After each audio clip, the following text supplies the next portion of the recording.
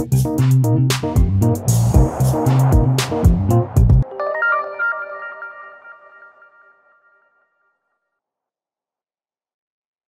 à tous et merci de votre présence à ce webinaire de notre colloque CAP sur le supérieur MLF. Donc aujourd'hui, nous avons le plaisir d'accueillir Cyril Mernia, proviseur à Reus en Espagne, et Céline Rouquet, proviseure adjointe à Massignon, à Casablanca au Maroc, qui vont nous parler de l'accompagnement pour la construction d'un projet d'orientation. Donc, je leur cède la parole. Bien, bonjour à tous. Alors, du coup, j'ai plus accès au diaporama, Véronique. Ah, moi, je le vois. Tu le Normalement, vois? si, sur Ok, les options d'affichage, tu peux, en haut à droite, retrouver le diaporama. ça marche.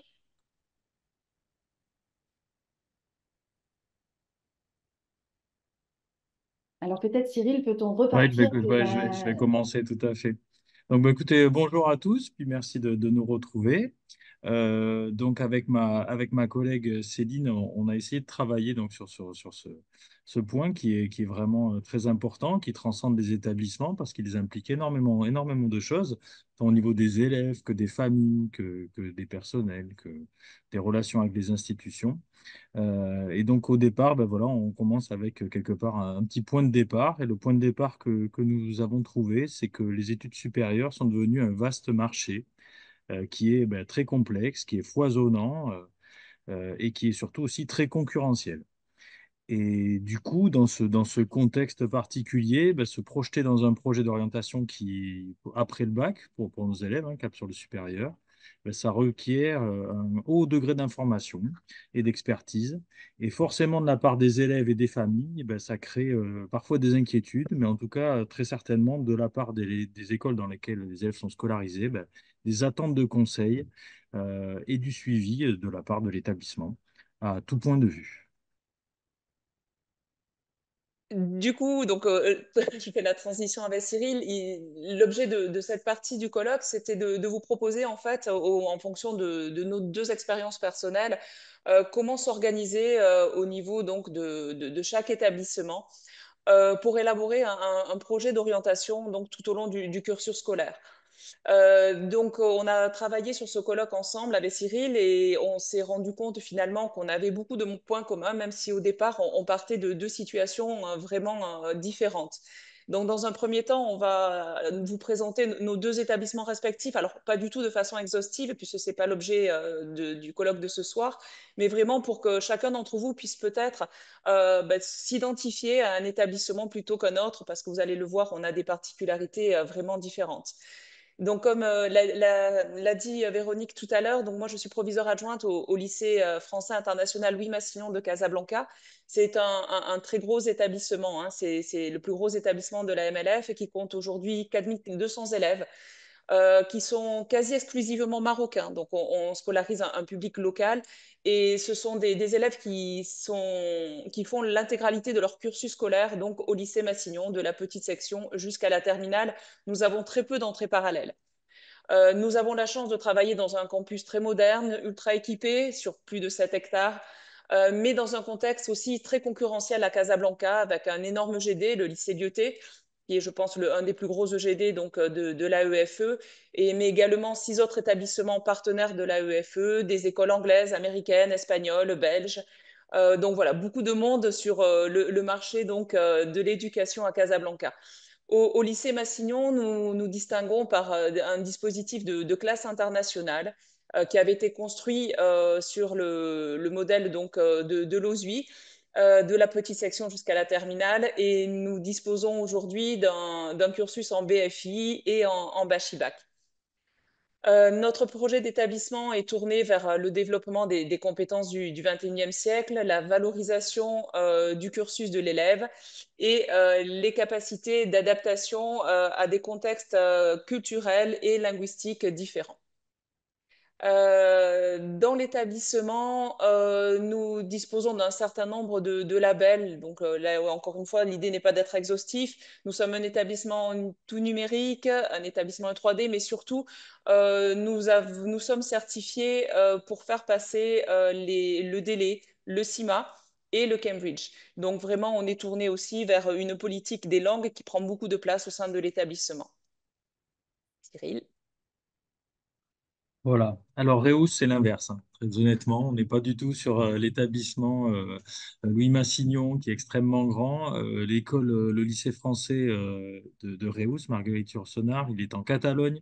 C'est un petit établissement, il y a 300 élèves, ils sont en grande majorité espagnols, et c'est une école qui est vraiment familiale.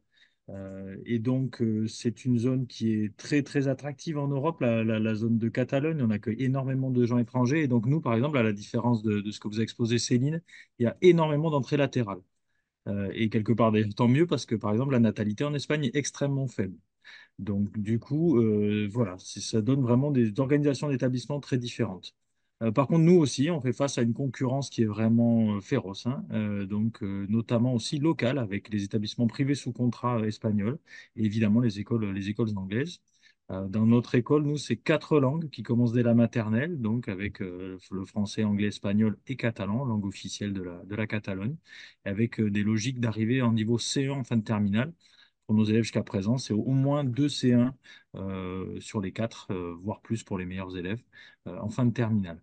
L'établissement a juste ouvert son nouveau bac en 2023, c'est très récent, avec des sections euro-anglais. Et donc, en Espagne, le système français est totalement compatible avec le système local. Et donc, les élèves peuvent quelque part, à n'importe quel moment de leur scolarité, par exemple au collège, changer et aller dans le système éducatif espagnol. Notre projet d'établissement, ben, il est un peu différent là aussi, hein. Ça permet vous aussi de voir un peu dans quelle case vous pouvez éventuellement vous rapprocher un petit peu plus dans chacune de vos écoles, de vos établissements.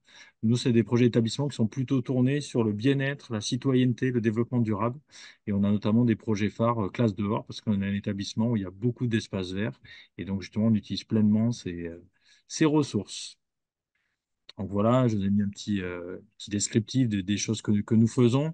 Mais toujours pareil, c'est pas du tout dans l'idée de faire de la promotion de l'établissement, c'est surtout dans l'idée voilà, de se dire qu'il y a 2 établissements bien différents, on part de 2 situations bien différentes, et pourtant vous allez voir qu'on arrive sur des choses assez communes dès qu'il s'agit de parler d'orientation post-bac.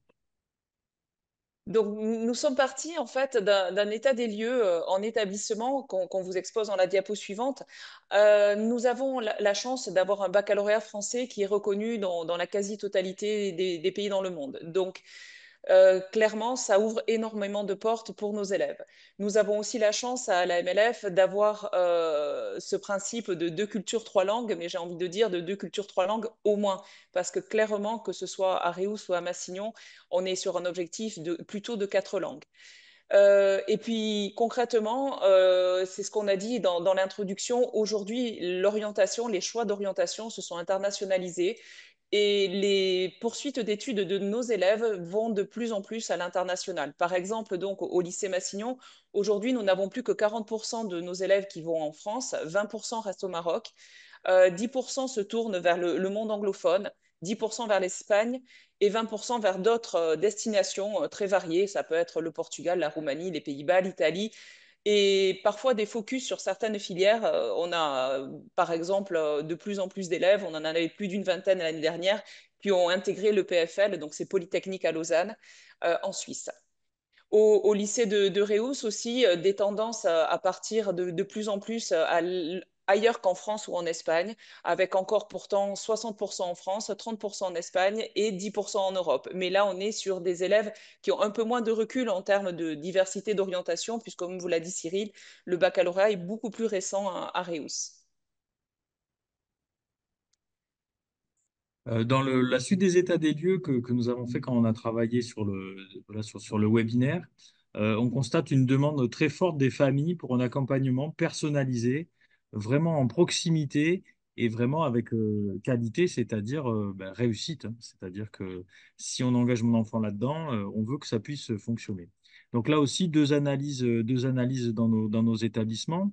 donc au niveau de Louis Massignon, donc des projets ambitieux dès l'entrée en maternelle. Ça fait vraiment partie du choix des parents de venir mettre leurs enfants dans la maternelle parce qu'ils savent que dans cet établissement-là, ben voilà, il y a une réussite à très longue portée. Au lycée de Réus, alors il y a toujours cette demande forte des familles, mais en fait, elle se construit beaucoup plus au niveau collège.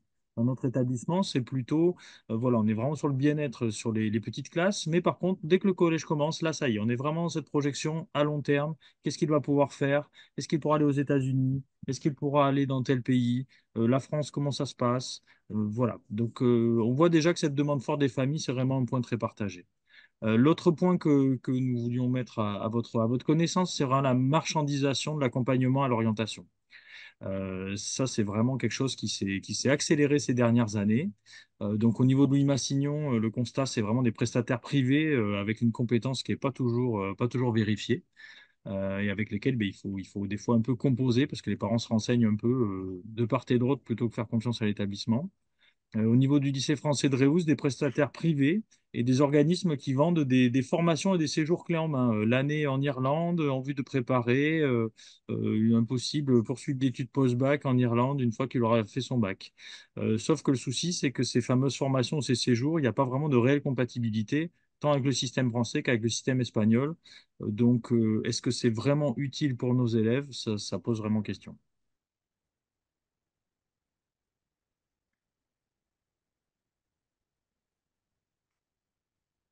Est-ce que tu Donc, commences? non, c'était toi. Donc, C'était à moi. Ça marche, ben, j'y vais là.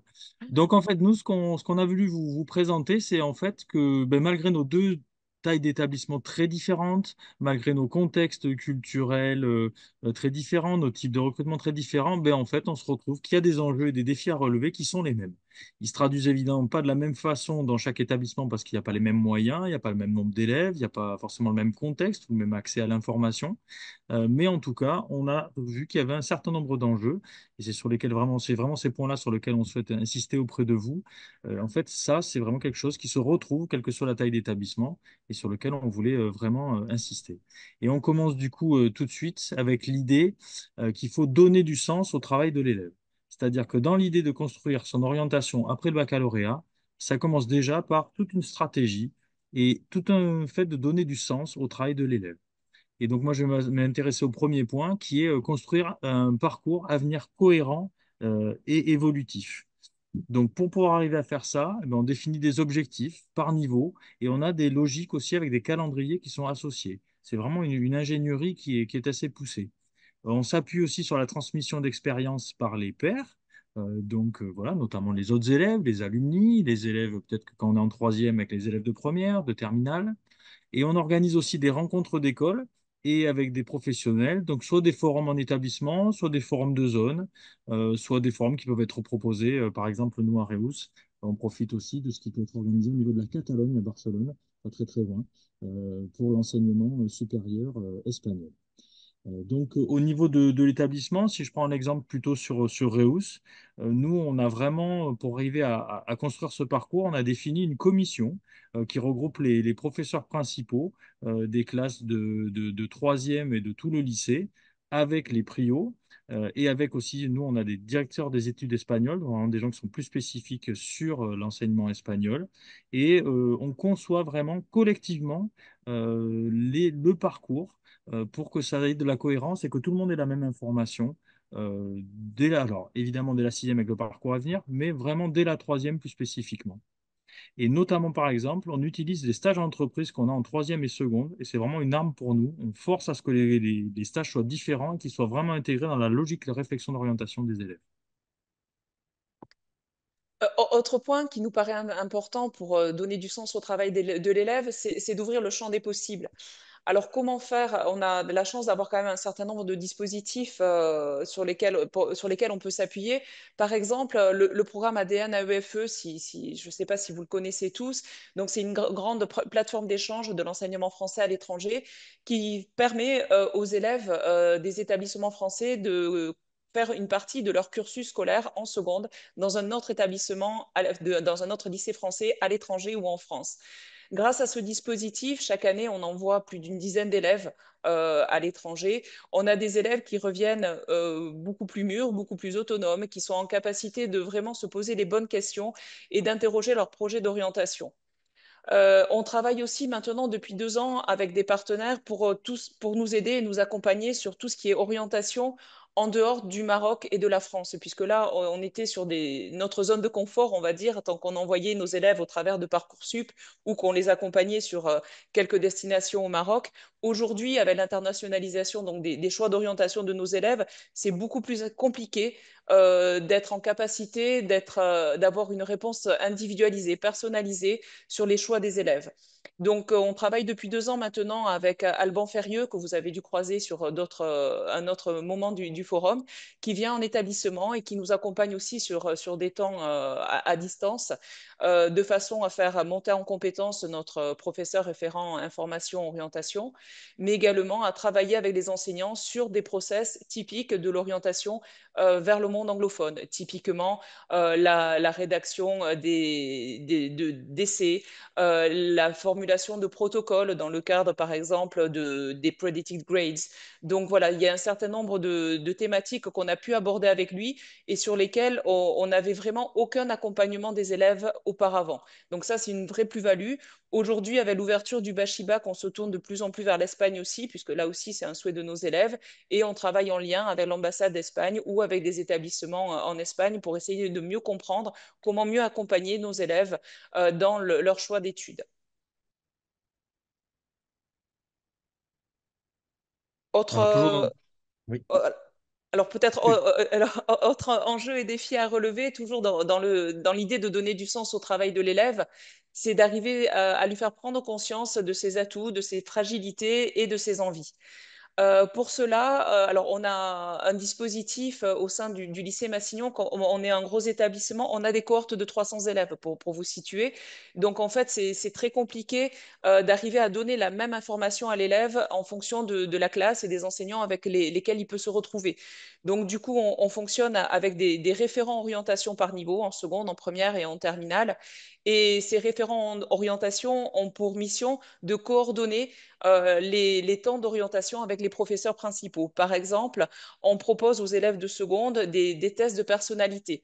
Donc là, aujourd'hui, on est en train d'essayer de s'harmoniser pour que dans chaque classe, on propose le même type de test. Alors, on travaille notamment, l'année dernière, on a travaillé avec Parcourseo, mais il existe plein d'autres tests qui permettent ensuite d'avoir une analyse informatique pour nous qui est indispensable parce qu'on ne peut pas traiter au cas par cas et qui permet de faire ressortir des profils d'élèves de façon à mieux les accompagner, encore une fois, en fonction des traits qui ressortent.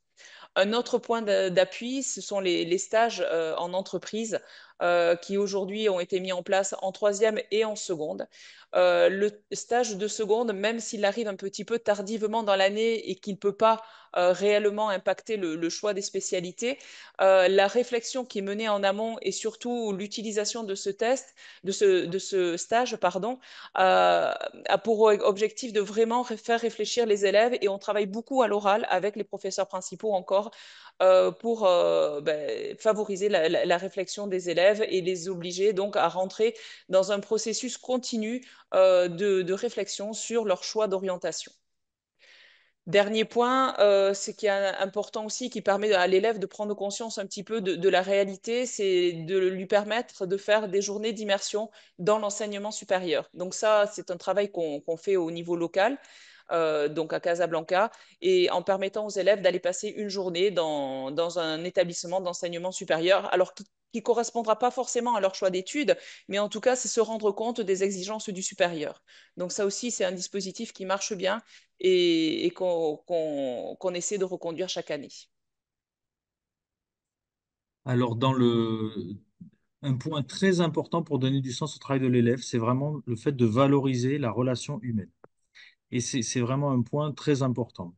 Alors, ça consiste par exemple à favoriser les rencontres avec les anciens élèves, les alumni, évidemment avec les enseignants, mais y compris aussi les spécialistes. Céline a parlé d'Alban Ferrieux tout à l'heure, mais voilà, lui, comme d'autres, mais aussi on intervient aussi avec Campus France sur certains choix d'orientation.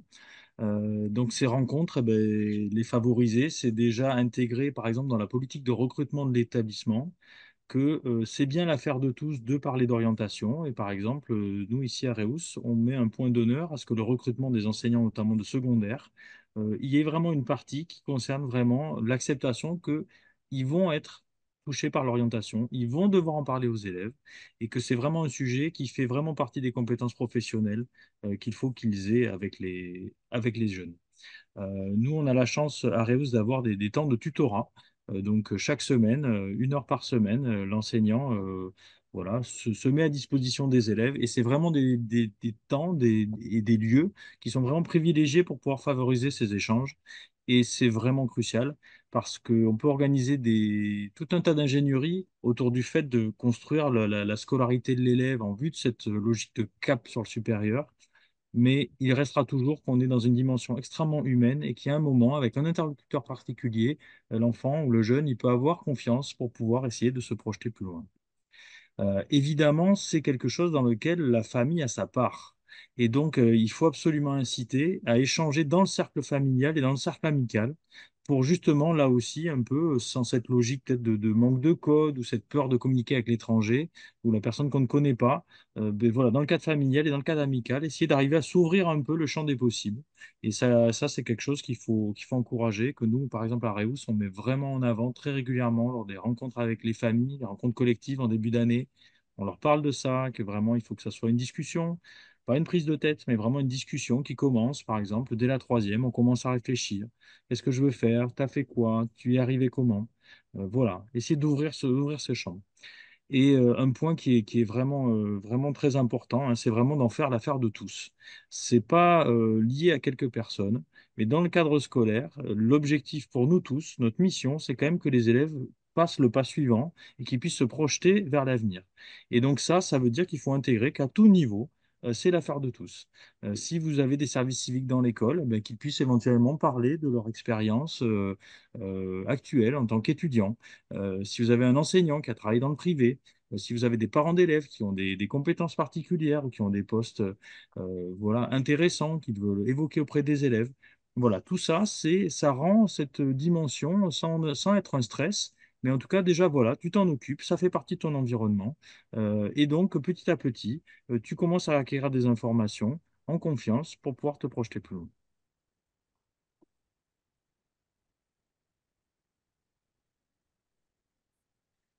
Alors, dans un autre enjeu qui est extrêmement important, c'est associer les parents d'élèves à la construction du projet de leur enfant. Faire sans les parents, ça n'a pas de sens. Ça n'a pas de sens, ça a encore moins de sens dans une école privée, mais ça n'a pas de sens tout court, hein, y compris dans le système public en France. Les parents doivent être associés à la construction du projet de leur enfant parce que ça a des implications importantes. Des fois, on doit aller partir loin, on doit enfin, il y a un engagement financier fort. Donc tout ça, c'est forcément quelque chose qui se travaille avec les familles. Et ça commence déjà par la logique de mettre en confiance, d'informer, de créer et entretenir le dialogue. Et comment est-ce qu'on arrive à ça? Eh bien, déjà, c'est rencontrer les familles régulièrement. Et il faut pour ça privilégier les échanges individuels pardon, euh, et ou collectifs. Euh, à Reus, la taille de l'établissement permet que ces échanges se passent beaucoup plus facilement, évidemment, c'est beaucoup plus simple. Mais c'est vrai que justement, c'est ce qui peut faire la valeur ajoutée d'une école, de voir que les parents peuvent discuter avec vous d'un thème qui est inquiétant pour eux, hein, forcément, qui crée une certaine appréhension. Voilà, mon enfant, il va devenir quoi? Qu'est-ce qu'il va pouvoir faire plus tard? Donc déjà, rencontrer les familles, créer ce lien, créer la confiance pour envisager le pas suivant, c'est très important. La dimension du temps est cruciale. Évidemment, on a toujours l'impression qu'on n'a jamais le temps, mais ça, que ça soit dans l'organisation ou là aussi, hein, dans les missions de travail, le fait de passer du temps avec les familles pour pouvoir parler de ce thème, c'est quelque chose de crucial. Parce que sinon, on repousse ça à quelqu'un d'autre, mais c'est pas possible. C'est vraiment l'affaire de tous. C'est l'affaire des professeurs et c'est évidemment l'affaire des familles qui doivent venir travailler sur ce projet bien en amont pour justement éviter un peu le choc de se dire qu'on va pas au bon endroit, qu'on n'a pas fait le bon choix. Voilà. Et donc, après, il y a aussi quelque chose d'important, et c'est encore plus vrai dans les gros établissements, mais il est très important de construire un maillage d'interlocuteurs compétents à l'interne. il faut pouvoir avoir des personnes référentes qui sont formées, qui ont la bonne information et qui peuvent, au sein de l'établissement et auprès des familles, diffuser des informations fiables sur la poursuite d'études post-bac. Dans nos établissements, on rencontre des problématiques que vous rencontrez très certainement aussi, et parfois c'est compliqué de mettre en adéquation l'ambition des parents, voire des élèves, avec les résultats et les capacités. Tout d'abord, il faut vraiment insister avec les parents et convaincre, mais ça peut être parfois difficile, que c'est le projet de l'élève et c'est pas le projet des parents. Et comme l'expliquait au début de la présentation Cyril, au lycée Massignon, la grande difficulté, c'est que le projet, il est construit par les parents dès l'entrée en petite section de nos élèves. Et donc parfois, c'est un petit peu la douche froide quand ils commencent à arriver en fin de collège, début lycée, et qu'on commence à expliquer que peut-être il y aura d'autres alternatives qu'il faudra envisager parce que tout le monde n'ira pas à Oxford ou à Cambridge ou dans d'autres universités prestigieuses et que pour autant, son enfant peut avoir une orientation tout à fait réussie et s'épanouir. Mais il faut être à son écoute et être en capacité donc de l'accompagner dans le chemin qu'il va parcourir tout au long du lycée. Pour faire ce travail, donc forcément, il faut beaucoup échanger avec les familles de façon diverse, par le biais de divers interlocuteurs aussi. Moi, par exemple, j'ai l'occasion de rencontrer les familles une fois par mois sur des grandes réunions autour de la thématique donc, de l'orientation. Donc, on se retrouve souvent sur des grands groupes, mais après, je sais que j'ai des enseignants qui prennent le relais en classe et qui reprennent les discours qui ont été menés de façon à faire comprendre un petit peu aux parents que, voilà, encore une fois, c'est de l'avenir de leur enfant dont on parle et pas du leur. Donc parfois, il faut faire une croix sur le projet qui avait été initié 12 ans auparavant. Pour leur permettre aussi de se confronter à la réalité, ben, c'est travailler avec des données, avec des chiffres, des points objectifs, comme par exemple les barres d'entrée dans certaines universités qui peuvent être connues, notamment quand on va un petit peu à l'étranger. Et puis surtout, c'est véhiculer le discours qu'il ne sert à rien de s'éparpiller et de faire plusieurs demandes à droite à gauche, tout simplement parce qu'on a envie d'aller faire ses études aux États-Unis. Il faut plutôt centrer recentrer son projet d'orientation et être en capacité de viser juste en fonction de ses résultats et de ses capacités. L'idée, bien sûr, ensuite, c'est d'être à l'aise et d'être vraiment en capacité de s'épanouir dans le projet d'orientation qu'on aura construit, parce que sinon, après, c'est des retours au bout d'une année qui n'ont finalement aucun sens. Donc, pardon, c'est à toi, Cyril, excuse-moi. Pas de souci. Euh, un point important quand on associe les parents, c'est aussi de vulgariser le complexe, et on a mis entre parenthèses, et l'inconnu. Euh, Autant on a parlé en début de présentation du marché complexe, foisonnant qu'il existait autour de tout ce qui est post-bac. Mais il faut imaginer que quand les parents, en tout cas sur les écoles internationales comme les nôtres, mettent leurs enfants dans notre système, ils ont des fois une connaissance de leur propre système, mais alors la connaissance de notre système éducatif, eh ben, ça, c'est pas toujours facile et on part dans l'inconnu. Et à partir de là, il est très important d'arriver à donner des informations, mais en même temps ne pas être dans le jargon, parce que ça, c'est vraiment extrêmement compliqué. Pour des familles, ça peut vraiment être un frein complet, alors qu'en fait, pour les élèves, ils pourraient tout à fait y aller. Donc, il y a vraiment cette idée de vulgariser le complexe. Donc, déjà, une première manière d'y arriver, c'est que les équipes pédagogiques doivent avoir la même information. Donc là-dessus, ça peut passer par des relais à différents niveaux. Nous, ici à Reus, ça passe vraiment par des réunions qui ont lieu environ tous les mois avec justement les référents qui tournent autour de l'orientation, professeurs principaux, comme je l'ai dit, Prio, DE, pour justement qu'en fait, quand on a des informations, on puisse déjà les partager. Ça veut dire partager des informations en termes d'orientation, mais ça veut aussi dire partager des informations de ce qu'on a recueilli au sujet du projet de l'élève. Donc, nous avons mis nous en place des outils qui nous permettent en fait à chacun de pouvoir euh, comment dire, amender un certain nombre d'informations sur les élèves pour qu'en fait, dès qu'il y a eu une information sur les élèves, eh ben, c'est indiqué. Et par exemple, la Prio voit que bah, du coup, avec le professeur principal, a été abordée telle et telle chose. Donc du coup, ça permet de vraiment donner une cohérence à l'ensemble, de partir sur les mêmes informations et puis de pouvoir, comment dire, pas reculer, mais plutôt d'avancer le projet. L'autre point, bah, évidemment, c'est de faire une veille informationnelle. Et là, bah, tout un tas de choses existent hein, là-dessus. Les sites un peu officiels, hein, l'ONICEP, des intervenants comme Eni Warioni. euh, en tout cas, des gens avec qui on a confiance et sur lesquels on peut avoir des informations adaptées, actualisées. Et ça, c'est vraiment un point important.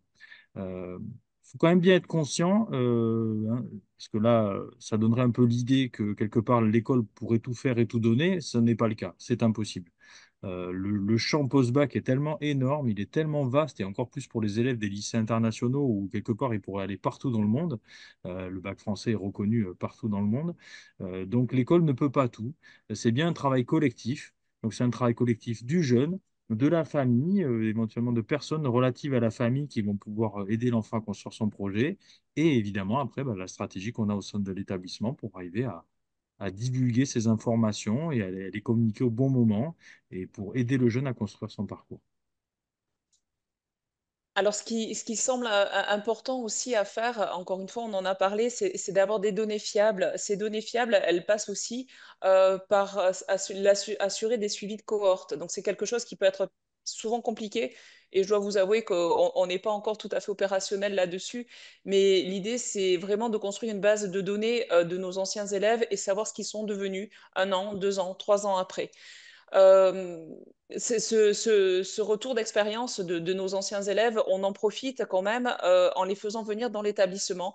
On organise des visios de façon régulière, tous les 15 jours, avec des anciens élèves qui témoignent de leur parcours. Mais ils témoignent de leur parcours, y compris sur l'adaptation vraiment au nouveau milieu dans lequel ils se sont retrouvés. Donc des choses très bêtes, se retrouver seul et devoir se faire à manger, laver les vêtements, voilà, des choses très très pragmatiques et qui permettent à nos élèves de terminale notamment et de première de mieux appréhender ce à quoi ils vont être confrontés dans quelques mois. Parmi les bases de données qui nous paraissent importantes d'avoir aussi, c'est encore une fois, c'est l'information commune à tous. Et pour ce faire, on a créé un système de Padlet par niveau où donc ces Padlets, ils sont travaillés avec nos référents en orientation et ça regroupe toutes les ressources qui peuvent être à disposition des professeurs principaux qui, sur des temps dédiés, vont pouvoir aller piocher là-dedans de façon à faire passer une sorte de socle commun de connaissances et de compétences en orientation à nos élèves.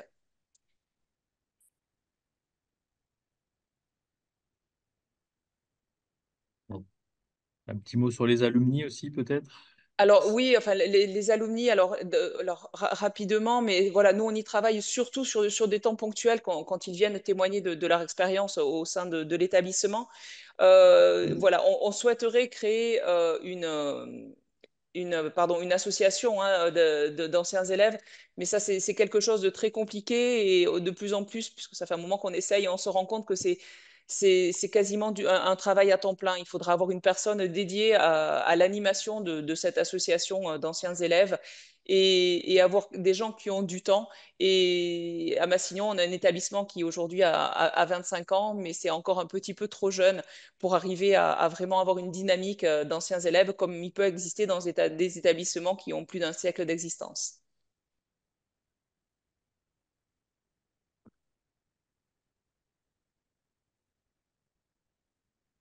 Hop, pardon. Euh, le troisième grand enjeu dont nous voulions vous parler, c'est vraiment la logique qu'il faut que soit pilotée une politique d'orientation. Ça, on vient de l'expliquer, il y a un certain nombre d'actions qui peuvent se passer dans un établissement comme dans l'autre, mais tout ça, ça ne vient pas du hasard. Il y a vraiment une logique de pilotage qui est importante. Donc là, c'est vrai que ça parle peut-être plus au chef d'établissement, mais c'est vrai qu'il faut pouvoir y penser, il faut que ça soit structuré, il faut que les différents points et les enjeux dont nous avons parlé juste avant soient contextualisés et pilotés. Et déjà, ça par définir un plan stratégique. Et ce plan stratégique, pour des établissements internationaux comme les autres, les nôtres, c'est vraiment déjà la politique des langues et des choix de diplômes qui peuvent être cohérents et des choix aussi de certification. Euh, Par exemple, sur l'établissement Massignon, on voit qu'il a été monté, par exemple, un bachibak pour permettre aux élèves de pouvoir venir faire leurs études en Espagne. Euh, Areus, ce n'est pas quelque chose dont nous en avons besoin parce que la correspondance du bac français le permet plus facilement ici sur place. Mais par contre, sur le choix des langues, eh bien, on fait un choix, par exemple nous ici à Areus, de se dire que voilà, on va se concentrer sur les 4 langues que nous pratiquons, mais par contre, on veut que les élèves l'aient à un niveau expert qui leur permettra de pouvoir suivre en catalan, en espagnol, en français ou en anglais une poursuite d'études post-bac dans des universités où ils pourront réussir.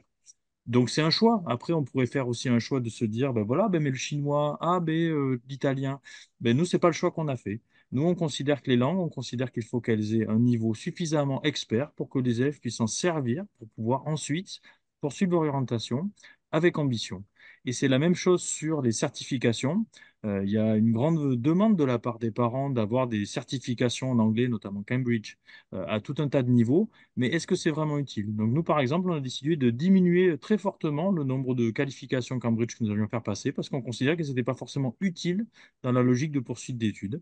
Ça a été assez bien accepté, mais faut le travailler. L'autre point aussi, c'est que l'orientation, ça ne se joue pas sur une semaine unique d'orientation ou sur un dossier Parcoursup. Comme on essaye de le dire là depuis un certain nombre de diapositives, c'est vraiment quelque chose qui se construit vraiment à long terme, qui doit prendre plusieurs années.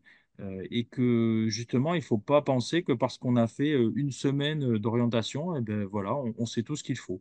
Je pense qu'on peut faire le même parallèle avec le développement professionnel. Si on fait une formation one-shot ou même sur une semaine sur un thème, est-ce que c'est pour autant qu'on sera bien formé? Moi, je ne pense pas. Je pense qu'au contraire, justement, ce sont des choses qui vont se répéter. Il faut qu'il y ait un suivi, des échanges entre pairs. Eh bien, de la même façon pour l'orientation, voilà, il faut que ce soit quelque chose qui se construit sur la durée. Et ça, ça a forcément besoin d'être piloté. Et donc, on va pas se mentir, pour faire tout ce travail-là, forcément, il faut parvenir à dégager des moyens en termes de ressources humaines et également des moyens financiers. À titre d'exemple, au lycée Massignon, nous avons depuis cette année un chef de projet Parcours à venir. Alors, il n'a plus le nom de Prio, en fait, parce qu'il n'est plus du tout enseignant, il n'y a pas de présence devant les élèves. On a des personnels donc, qui se sont formés, notamment au niveau des professeurs principaux et des référents par niveau. On a également dégagé des temps dédiés au niveau des emplois du temps. Par exemple, en classe de seconde, les professeurs principaux ont 1 heure d'orientation inscrite à leur emploi du temps. Donc forcément, ça a un impact au niveau des moyens. Et une demi-heure en première et en terminale. Donc voilà, donc tout ça, ça représente quand même un coût qui n'est pas négligeable non plus quand on fait appel à des experts, mais pour autant, on est bien conscient aujourd'hui qu'on ne peut pas s'en passer et que c'est indispensable. Donc après, tout est question de priorité quand on monte un budget. Voilà, et le dernier point qu'on voulait aborder avec vous sur ces thèmes d'enjeux et défis à relever, c'est vraiment l'idée de donner un élan positif. C'est crucial parce que l'élève, il est dans une phase où on est dans une inquiétude, les parents peuvent être dans une inquiétude. Donc là, il est vraiment plutôt intéressant de donner cette idée en disant, voilà, mais en fait, projette-toi positivement vers le futur. Et ça, c'est vrai qu'on a la chance en lycée français à l'étranger, toutes les portes sont ouvertes.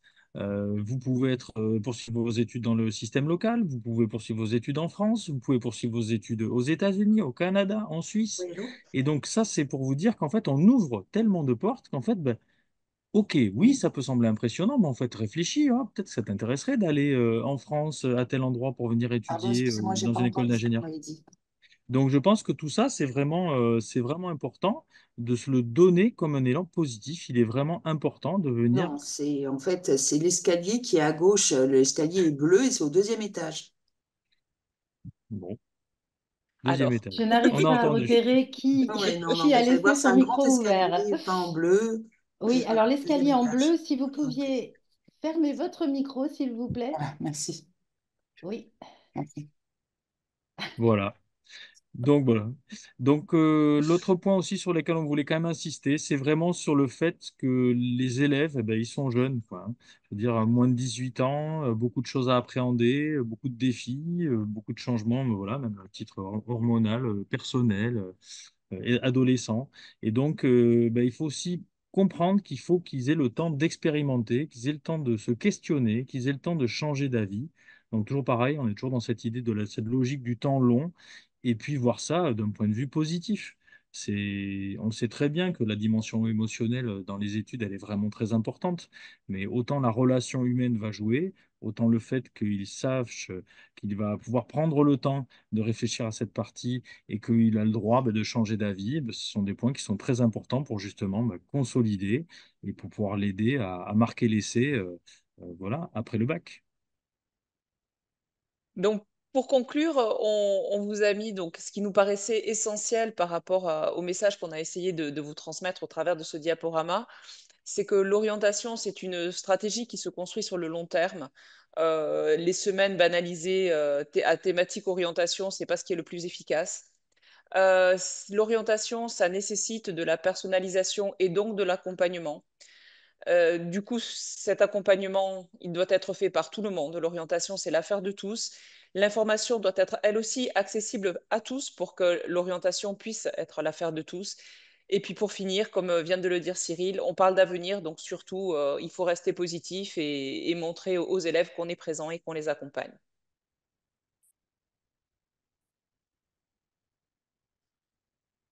On vous laisse la parole. Merci beaucoup et merci aussi du respect du timing très serré. Alors, y a-t-il des questions dans l'assistance? Un remerciement d'Abidjan.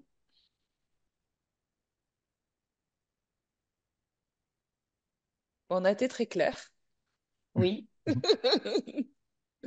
Non, mais n'hésitez pas, c'est vraiment la logique de l'échange. On a ce petit temps-là. Et d'ailleurs, ce qu'on a marqué ne se veut pas exhaustif, hein. Il y Non. a plein de projets très intéressants qui se passent en termes d'orientation, en France comme dans les lycées français à l'étranger, bien évidemment. Il y a plein de de belles choses qui émaillent le parcours des élèves pour justement se projeter. Et voilà, peut-être que ça peut aussi être le fait que quelqu'un parle peut-être d'une expérience intéressante. Mais je pense que Oui, Moi, voilà, j'aurais une ça peut être question très bien. je voudrais prendre la parole, s'il vous plaît. Oui.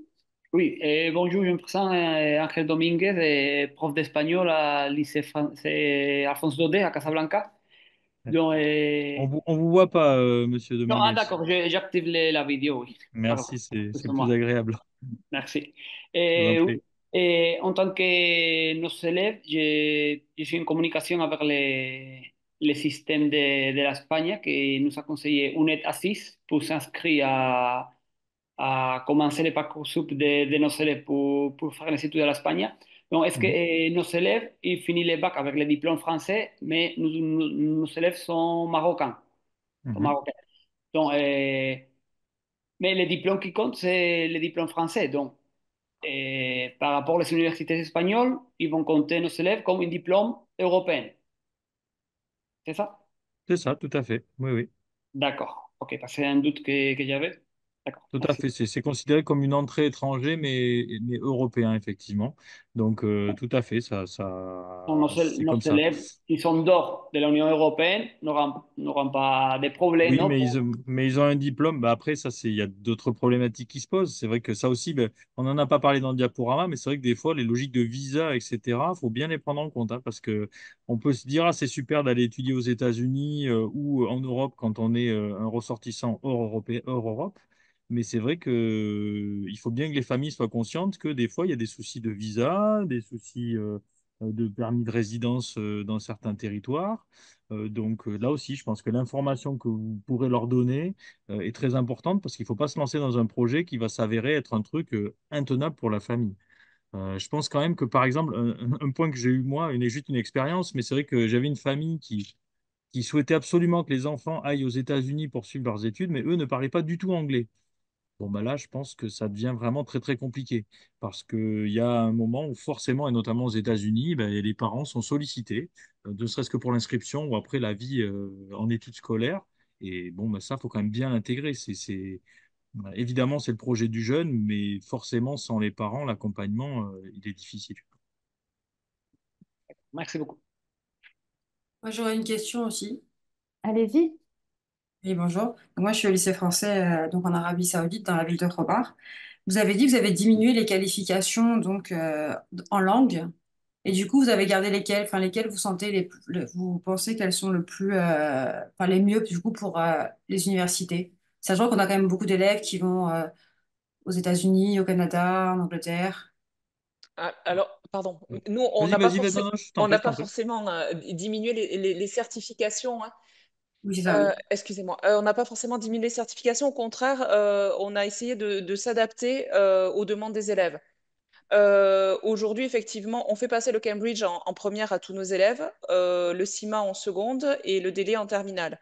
Mais pour aller aux États-Unis et au Canada et au Royaume-Uni, même si le Cambridge peut fonctionner, parfois c'est mieux d'avoir le IELTS ou le SAT. Ouais, c'est vrai, ça, tout à fait. Voilà, donc c'est vrai que, alors on a un partenariat avec le British Council ici, à Casablanca, pour passer le IELTS. Et après, il y a encore des familles qui vont passer le SAT à part, mais c'est pas des certifications qu'on fait passer au sein de l'établissement. D'accord. Et une deuxième question, vous avez dit que vous aviez une demi-heure de plus en orientation, enfin une heure en plus en seconde, une demi-heure en plus en première et en terminale, en plus de l'AP? Tout à fait. C'est en plus de l'accompagnement personnalisé. Là, ce temps, il est vraiment donné au professeur principal pour travailler sur l'orientation avec la classe. Et ensuite, on a aussi des temps d'accompagnement personnalisé en mathématiques et en français en seconde et dans les spécialités en première et en terminale. D'accord. Merci à vous. Merci.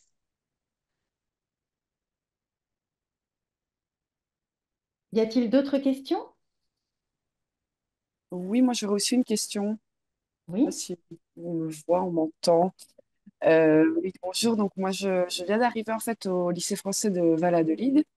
Euh, et il y a déjà quelqu'un qui a le poste de prio, mais j'ai fait 3 établissements dans le réseau AEFE avant et j'étais prio. Et donc là, en fait, on a un peu des difficultés à voir comment répartir la charge d'orientation entre la personne qui a déjà le poste de prio et moi qui ai des heures dans mon emploi du temps de prio, mais pas face aux élèves. Donc la personne a des heures avec les élèves et moi j'ai des heures plutôt globales sans avoir le titre de prio. Et donc je me demandais si j'ai bien entendu qu'au Maroc, il y avait une personne CPPA, je pense que c'est ça, et qui du coup n'a pas d'heure face à élève, mais qui est plutôt coordination, référent. Enfin, voilà, Alors, j'aimerais bien savoir un peu plus en quoi ça consiste. alors en fait, c'est un poste qu'on a créé budgétairement, hein, pour vraiment travailler sur l'orientation. Ça remplace auparavant, on avait un prio. Donc qui Ok, faisait une partie d'enseignement dans une discipline et ensuite les deux tiers de son service étaient sur de l'orientation. Aujourd'hui, on a créé ce poste donc, de chef de projet parcours à venir parce qu'on sent bien qu'il y a une réelle demande et une réelle nécessité de professionnaliser, enfin, c'est pas tellement de professionnaliser, mais d'avoir beaucoup plus de temps à accorder aux élèves sur la construction de leur projet d'orientation. Donc, on a vraiment quelqu'un maintenant, aujourd'hui, qui est à temps plein et qui ne travaille avec nos élèves que sur de l'orientation. ok. Ah oui, donc c'est à la place du prio et c'est à C'est temps ça. plein. C'est un poste Ok. spécifique, mais après en lien aussi avec notre établissement qui compte 2000 élèves Oui, dans le oui, secondaire. oui, oui, oui. Voilà. Ok. Alors, il y a aussi une demande d'Éric Poré sur voilà, des ressources, en fait, une plateforme où on puisse faire des tests d'orientation fiables. Alors j'ai vu effectivement qu'il y avait eu Euh, la réponse déjà sur le chat. Nous, on utilise Parcouréo, on a testé Parcouréo qui est pas mal. On réfléchit à le mettre sur tout le niveau seconde. J'ai vu quelques remarques aussi par rapport à la différence entre le Cambridge et le IELTS. Alors, c'est vrai que le Cambridge, c'est une certification en plus à vie. Donc, enfin, c'est super important. Après, c'est pas parce qu'on a le Cambridge à 18 ans qu'on aura forcément le même niveau d'anglais quand on aura 40. Mais pour autant, effectivement, on continue à travailler avec le Cambridge et tous nos élèves de première passent le Cambridge. On propose le IELTS en plus pour ceux qui envisagent une orientation vers le monde anglophone parce que c'est souvent demandé. Voilà. Mais c'est vraiment un plus, c'est pas en remplacement du Cambridge. merci. Oui, je trouvais que cette histoire de ressources pouvait être intéressante et Bien peut-être on sûr. pouvait aussi confronter les différentes plateformes existantes, en fait. Mais Oui, Parcouréo, c'est un peu l'objectif d'arriver à créer quelque part des ressources qui pourraient être partagées. Et c'est vrai que voilà, c'est des champs de développement, justement, 4 sources supérieures, ça pourrait aussi être de constituer ces bases de données. Mais c'est vrai que c'est quand même aussi une affaire de spécialiste et c'est vrai que c'est difficile aussi d'être expert sur tout un tas de situations, sachant que pour autant, nos élèves, ben, ils ont des très bons résultats, ils ont de l'ambition, ils ont un très bon niveau en langue. Donc forcément, on ne leur bloque pas les champs des possibles et il faut qu'ils puissent s'ouvrir.